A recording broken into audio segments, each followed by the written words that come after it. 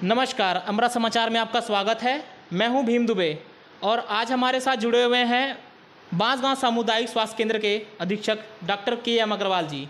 और आज इनसे जानते हैं कि डेंगू जो आजकल बहुत ज़्यादा फैल रहा है, उससे बचाव क्या है, उसके लक्षण क्या हैं, इसके बारे में सर से पूछते हैं।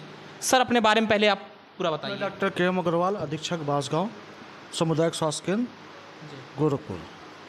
सर, ये डेंगू फैलने का कारण क्या है, इसकी शुरुआत कैसे होती है? डेंगू फैलने का कारण मच्छर है, जो कि कहीं भी घर में पानी इकट्ठा होता है, चाहे वो पात्र में हो, चाहे पानी बरस रहा है वहाँ इकट्ठा हो जाए, चाहे कूलर हो, चाहे साफ़ी पानी अगर एक हफ्ते से ऊपर है, कहीं भी एक हफ्ते से ऊपर पानी अगर रखा हुआ है तो वहाँ पर डेंगू के अंडे, वो मच्छर के अंडे वहाँ पनप जाते हैं और वहीं से वो मच्छर पैदा होते हैं।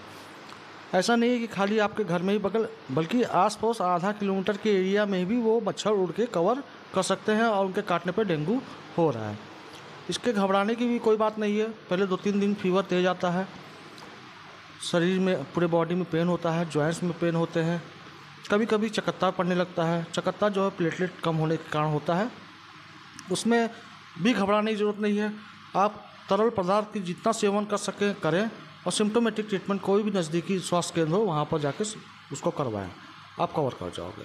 ज़रूरत पड़ने पे भर्ती किया जाता है और उसी हिसाब से उसको एनालिसिस किया जाता है। सर का कहना यह है कि आप आसपास अपने साफ़ सफाई पर विशेष ध्यान देना चाहिए। और इसके सर शुरुआती लक्षण क्या हैं? कोई मरीज अगर है वो कैसे जान सकता है कि उसे ऐसे सिम्टम्स आ रहे हैं?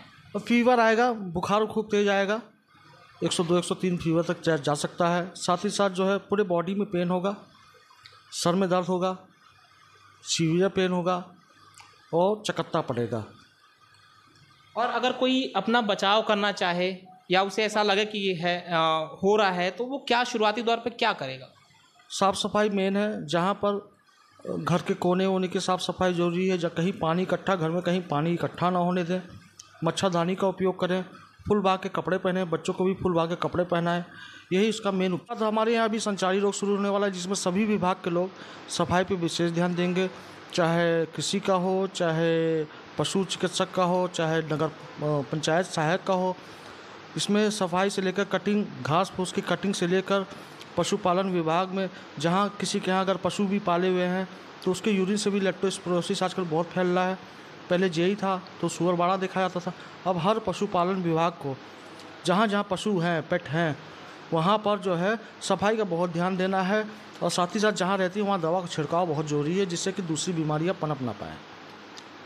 संचारी रोग विषय में आप और भी कुछ कहना चाहेंगे सर?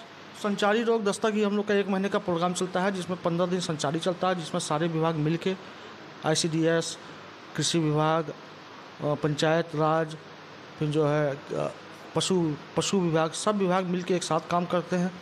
इसमें मेन साफ़ सफाई और दवा का छिड़काव, फॉगिंग, झाड़ियों की कटाई, ये सब इसमें की जाती है। उसके बाद 15 दिन बाद हमारे विभाग से आशा लोग घर घर जाती हैं, दस्तक देती हैं, घर घर जाके बताती हैं कि कैसे साफ़ सफाई रखना है, उसकी जांचती हैं। दूसरे जो मरीज़ होते हैं, सांस के मरीज़ हो गए या कुष्ठ रोगी हो गए या TB के हो गए, उनको चिन्हित करके सामुदायिक स्वास्थ्य केंद्र पे वो भेजती हैं। ये उनका मेन उद्देश्य होता है कि जो है उनके गांव में कोई भी इंसान बीमार ना रहे, स्वस्थ रहे।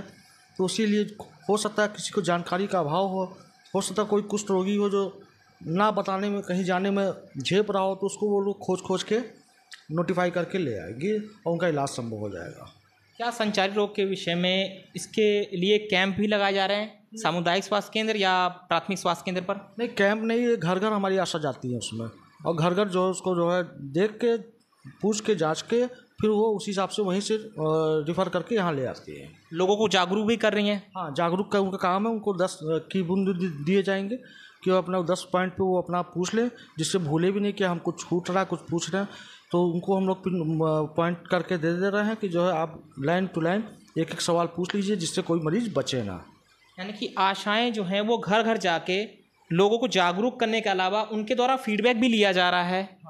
हाँ, उनसे फीडबैक लिया जा रहा है। अगर कोई बीमारी कहीं हो रही है या बाई चांस किसी आशा को कुछ संदेह है किसी चीज़ पर, तो हम लोग से फ़ोन करके बात कर ले रही हैं और ज़रूरत पड़ने पे 108 या 102 से मरीज़ को यहाँ पर भेज भी दे रहे हैं, जिसमें बुखार के मरीज़ हम लोग विशेष तौर से चिन्हित कर रहे हैं, क्योंकि इस समय बुखार का सीज़न भी है, डेंगू मलेरिया का इसमें सीज़न है, तो उससे बचाव हेतु भी ये कार्यक्रम चलेगा।